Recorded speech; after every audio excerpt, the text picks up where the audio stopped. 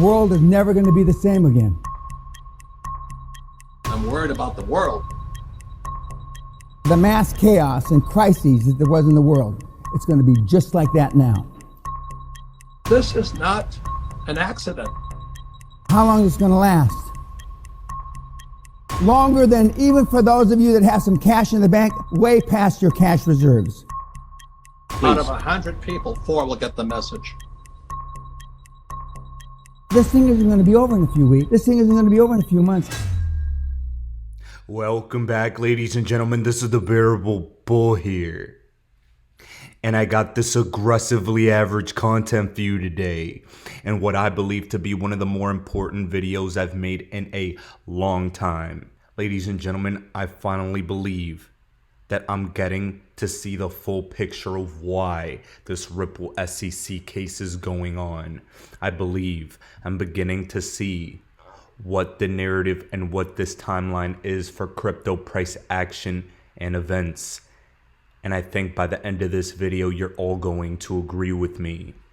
Here we have a powerful article from a few days ago from CoinDesk discussing Tether and it freezing $160 million of the stablecoin on the Ethereum blockchain. Ladies and gentlemen, I believe all of this, what's going on specifically with XRP right now, is so the SEC and other regulatory bodies can come into the crypto space and gain plenty of power over this space. Jurisdictional turf wars is what I believe Greg Kidd called it. Guys, let's talk about this, because I believe after this, it will shed a lot of light as to what could really be going on behind the scenes.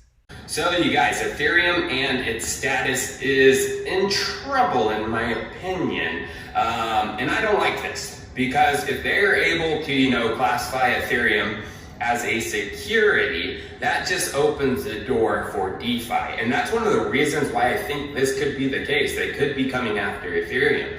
Is Ethereum is classified as a security by the SEC. Guess what happens? Guess what freaking happens, you guys? They are able to come after every ICO that deployed on Ethereum and easily classify them as securities. And DeFi, as we know, has grown and is threatening the traditional financial world, and the SEC wants to have full control over DeFi. They want full control over the crypto markets. I'm kind of worried about the Ripple case. I almost have a feeling that it was kind of set up to be like this. It's not about Ripple and classifying Ripple as a security. It's actually going back and being able to get Ethereum and classify it as a security and take down what's happened. DeFi has unshackled a lot of people and gave people financial freedom through, some of these APYs and the ability to stack money and, leverage their assets in ways that weren't possible in the traditional financial system unless you're buku rich. Well, it's given people like me and you the opportunity to get those APYs that some of the richer people get out in this world. So you guys, again, be wary about this case. I need to make some content on it because it is one of the biggest things in the crypto markets that's happening right now. Oh, ladies and gentlemen, they're starting to pay very close attention. They should have a long time ago, but right now they realize just how massive this case is. We've been uncovering a lot of corruption done in the initial days of Ethereum. Ethereum did run an illegal ICO, an unregistered securities offering, but got that Bill Hinman free pass. It's very interesting, his explanation of them wanting to come after DeFi. Gary Gensler stated he wants to come after DeFi as well. This is a powerful thing because DeFi has in fact freed plenty of people. And if they can come after Ether, regulate Ethereum as a security, good Lord Almighty, that's really going to shake up the crypto space. Not to mention this Tether news. Tether is also being investigated by the Department of Justice. on top of this freezing of $160 million. All of this needs to be taken into account. There will be a monstrosity of a 70% correction in this crypto market that will happen quicker than we all expect. I don't think it's happening right now. I think we need to see a couple more cryptos, specifically the altcoin market, exploding in value before we see this nasty correction. But it will happen, accompanied with the regulation needed. They'll break down Tether. They'll break down DeFi and maybe even Ether. Give all of those as the excuses for why that 70% market crash will happen. But in reality, they just needed it to. They can't have the average investor getting rich. In my personal opinion, guys, it's always been about stifling the American retail investor. It's hard to use exchanges. They restrict us more than the rest of the planet, and it's on purpose.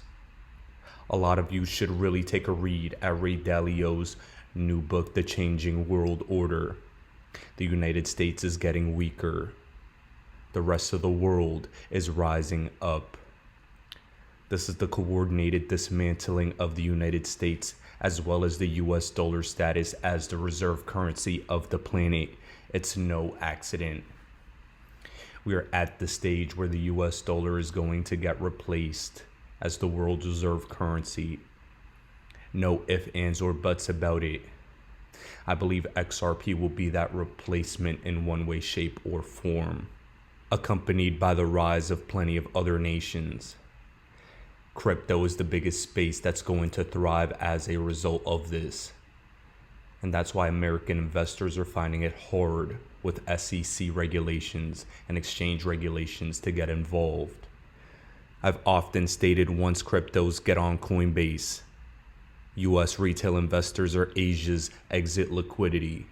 And that's because cryptos are usually 5 to 10 times more expensive once they're on Coinbase than the rest of the world gets them. That's just the fact of the matter. And it's how they're ensuring US investors don't get as rich before it's too late. Ladies and gentlemen, the United States is a third world country wearing a Gucci belt. And we're in the final stages of finally seeing how broke the US has really been. The regulations are on purpose. They're clearly anti-America. And while I don't know fully what's going on in the background, I can see clearly what they're doing, and those actions speak loudly. Now guys, let's pivot over to an important part of this case that we need to understand. Because I believe at any given moment we could see breaking news of the SEC settling this case with Ripple. And it's because they want to maintain power over the crypto space. And if XRP beats the SEC, they'll lose a lot of power, specifically over the fair notice defense argument. Please take a quick listen to this clip as this explains it further. Okay, well then let me take the opportunity to answer one of the questions from the audience. So a question from the audience we got was on this topic. What are the implications once the outcome of Ripple XRP is decided? So the way I would comment on that is when I was supervising the group, we were very careful about what cases we litigated, because in such a new area, one bad decision could really have a programmatic impact. And there was one case, it was a small fraud case, where the commission initially lost the motion for preliminary injunction. And it was in, Law 360 and all the industry publications the next day. SEC's losing. And, it was a surprise. It was a very straightforward case. We thought it was somebody who made up a fake blockchain regulator called the Blockchain Exchange Commission, and put the SEC's address as the address for this fake regulator. But it was all over the news that the SEC is losing. Well, a motion for reconsideration was filed and the judge reversed the decision. And that got, not as much news as the initial decision got, but it kept the track record clean. So on the question of the implications of Ripple XRP, I mean, on the one hand, it's only one case, it's only one judge, it's district court. But for such a bit, a new innovative area where people are following, as Christy went through those decisions, people are reading every line of every decision. There's a lot on the line, I think. There's a lot on the line for the program. If the commission loses a big case on a significant legal issue, it's not necessarily binding. It's one district court, unless it gets appealed. But to lose a prominent case, I think, has the potential to have a significant impact on the program. Ladies and gentlemen, this case has the significant potential to change the way the SEC governs crypto, to change the amount of power they have in this space. And then we have people, complete imbeciles in my opinion, like Nick Carter, that state if you're affiliated with Ripple in any way, shape, or form, you're dead to me. They claim their entire strategy is to get Bitcoin banned and to get Ether branded as a security. Oh, ladies and gentlemen, this is the type of people, these are the type of people we are dealing with. Ripple quite literally has been handicapped by Ethereum. Ethereum has literally lobbied and financially incentivized the SEC to sue Ripple, but we get blamed. This is one of those things where they really try to hit where it hurts. And I think Michael Arrington said it best. Ripple is in a fight to the death with the SEC. Unlike EOS and other idiots, they didn't just roll over, pay the extortion fee, and move on. Ripple is fighting on behalf of all of crypto, but some parts of crypto have hated Ripple and XRP for years, despite not understanding it at all. And he states it's either time for them to shut up or take the time to understand. Too many people in the Bitcoin Ether proof of work communities have little to no understanding for what reality is. And it's infuriating considering we are in the tech space. They prefer high fees, slow speeds, and a large carbon footprint over logic and reason. And this is what we have to deal with every day. The disinformation every single day. While we get sued for the entire space, we have people blaming us for what they actually did. Initial coin offerings, ICOs, overvalued or undervalued as a concept? As a concept, can I say more than just one word? Sure, please. So we call them token launches.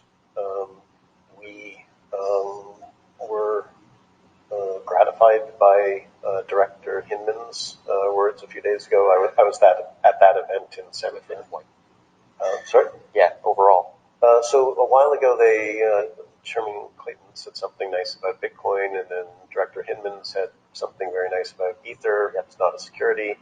He also said a lot of things about these networked business models that are held together in terms of the business logic and incentivization mechanisms by tokens. And so essentially we build systems.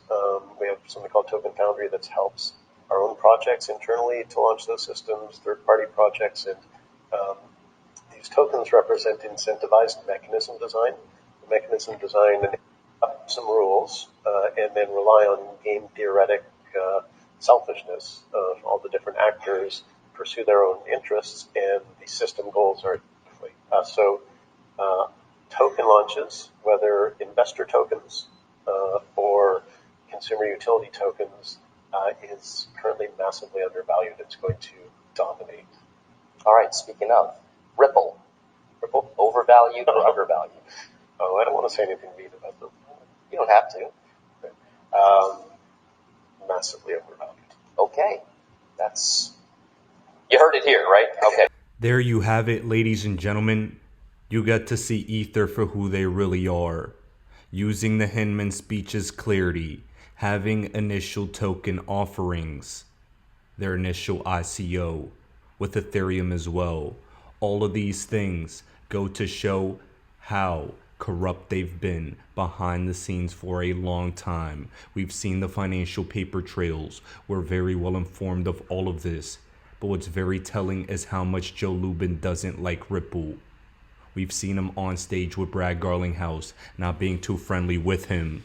Guys, it should be evident to all of you that Ether and its team members are not a big fan of Ripple. Ether deployed the SEC's wrath against Ripple to try and hinder them because their tech is inferior. But even the SEC is speaking out against its own head. While the chair Gary Gensler's newly released regulatory agenda is ambitious, we are disappointed with its content. It fails to include items intended to facilitate capital formation and misses opportunities to foster fair, orderly, and efficient markets and further investor protection. The two more pro-crypto commissioners spoke out against the head, Gary Gensler, and that speaks volumes. They know what's up, and it's anti-retail investor.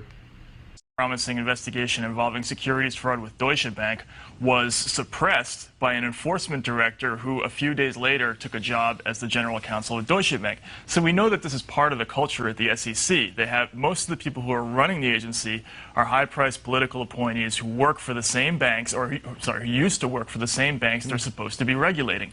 And so many of these cases get rejected, and it's by these bureaucrats who are looking to go back to Wall Street and take these multi-million-dollar jobs. Whoa, Bull, did you just post that on YouTube? Uh-oh. I think I might get in a little trouble for that one. But that is the fact of the matter, and that is the God-honest truth.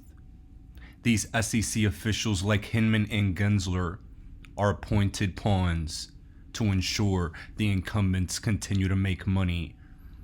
We saw Bill Hinman make millions. We saw Jay Clayton leave to pro-Bitcoin and Ether jobs. And now I want all of you to pay attention to Gary Gensler's moves, because that is where his financial incentives lie. That is who's controlling him. Now, before I cap off this video for today, I have to post this. We've been getting a lot of mainstream news about CBDC adoption and how it's closer than it's ever been before. And ladies and gentlemen, Augustin Carstens, the head of the BIS, was here discussing exactly what his vision is for central bank digital currency adoption.